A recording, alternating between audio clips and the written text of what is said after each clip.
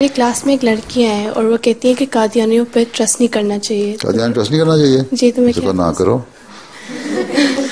क्यों? उससे कहो तुम्हारे पे करना चाहिए? नहीं, क्योंकि वो बहुत बातें करती है ना कि नहीं, गैरंटी है।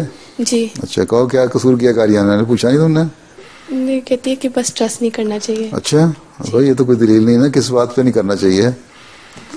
हैं? कहो अगर तो तुमने कोई उससे कोई वादा किया और तुमने पूरा नहीं किया तो फिर तो वो ठीक कहती है। अगर तुम सच बोलती हो और तुम अपने वादे को ऑनर करती हो हमेशा, तो उससे वो उसको बाकियों को पता है कि वो झूठ बोलती है। तो अपना नमूना, इसलिए मैं कहता हूँ ना, अपना नमूना दिखाओ। अपने अपने अपने हैं नमूना, पता ना क्या होता है? अपनी एग्जाम्पल सेट करो, हर एक को पता हो। ठीक है जी।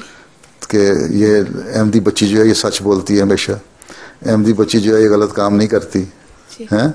तो वो जो मर्जी कहती रहे, 100 बातें करती रहे, वो लोग यही कहेंगे तुम बेशक कहोगे नहीं ट्रस्ट करना चाहिए, पर हमने तो देखा। तुम्हारा क्या नाम है? जाज़बा। जाज़बा? जाज़बा हैं? जाज़बा। जाज़बा? जी, यही तो मैं कह रहा हूँ। जी जी सॉरी। जाज़बा को हमने तो देखा है, हमेशा सच बोलती है, हमेशा अच्छे काम करती है और हमेशा अपने वादों को ऑनर कर रही होती है। हैं?